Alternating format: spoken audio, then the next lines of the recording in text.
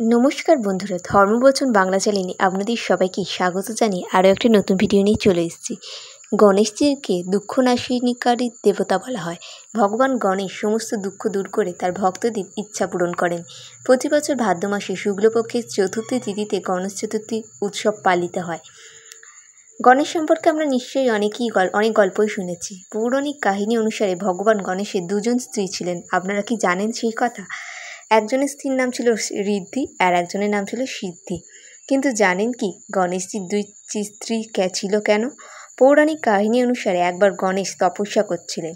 ঠিক তখনই দেবী তুলসী তপস্যারত ভগবান গণেশের পাশটি দিয়ে যাচ্ছিল। অপূর্ব পুরুষ গণেশকে দেখে তিনি মুগ্ধ হন।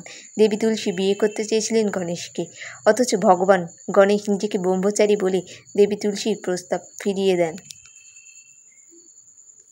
এই প্রত্যাখ্যানে দেবী তুলসী অত্যন্ত কুপিত হন। সঙ্গে সঙ্গে তিনি ভগবান গণেশকে অভিশাপ দেন। দেবী তুলসী বলেন, তোমার একটা নয় দুটো বিয়ে হবে। এই অভিশাপে ভগবান গণেশ অত্যন্ত রেগে যান ও দেবী তুলসীকে অভিশাপ দেন, আপনার বিয়ে হবে একজন অসুরের সঙ্গে। এই কারণে ভগবান গণেশের পুজোয় তুলসী পাতা ব্যবহার করা হয় না। ভগবান গণেশের বিবাহ নিয়ে আরও একটি কাহিনী আছে। অন্য এক কিংবদন্তি অনুসারে ভগবান গণেশ ব্রহ্মচারী থাকতে চেয়েছিলেন, কারণ তিনি মনে করতেন তার বড় পেট এবং হাতির মতো মুখের কারণে তাকে কেউ বিয়ে করবে না। এই কারণে তিনি ব্রহ্মচর্য পালন শুরু করেন। এমনকি তিনি অন্য দেবতাদের বিবাহেও বাধা তৈরি করেছিলেন বলে কিংবদন্তিতে রয়েছে পৌরাণিক কাহিনী। গজাননের এহেন সিদ্ধান্তে বাকি দেবতাগণ তার উপর ভীষণ বিরক্ত হন এবং সকলে ভগবান ব্রহ্মার কাছে পৌঁছে যান। তখন ব্রহ্মার যজ্ঞবলে দুই কন্যা ঋদ্ধি সিদ্ধি আবির্ভূত হন। তারা উভয়ই ভগবান ব্রহ্মার মানস কন্যা। এরপর ভগবান ব্রহ্মা এই দুই কন্যাকে নিয়ে শ্রী গণেশের কাছে পৌঁছান এবং তিনি দুই কন্যাকে শিক্ষা দিতে বলেন। গণপতি তাদের শিক্ষা দিতে লাগলেন। এমতাবস্থায় গজাননের কাছে যখনই কোনো দেবতা বিয়ের খবর আসত, তখনই ঋদ্ধি সিদ্ধি তাকে বিভ্রান্ত করত।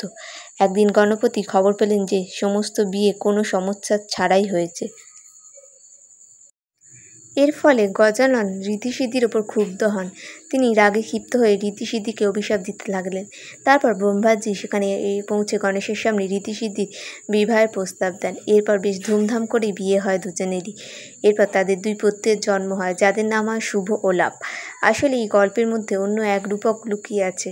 ভগবান গণেশের মাথাটি হলো হাতির মতো।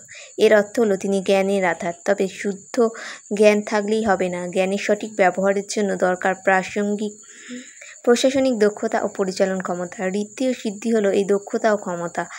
অতএব জীবনের মার্গ পেতে হলে গণেশ চতুর্থীর দিন অবশ্যই প্রস্তুত থাকুন। শ্রী গণেশের ভক্তি করে পুজো করুন, এতে ধন ঐশ্বর্য লাভ হবে। বন্ধুরা, ভিডিওটা ভালো লাগলে অতি অবশ্যই চ্যানেলটাকে সাবস্ক্রাইব করুন, লাইক দিন, কমেন্টে জয় শ্রী গণেশ লিখতে ভুলবেন না।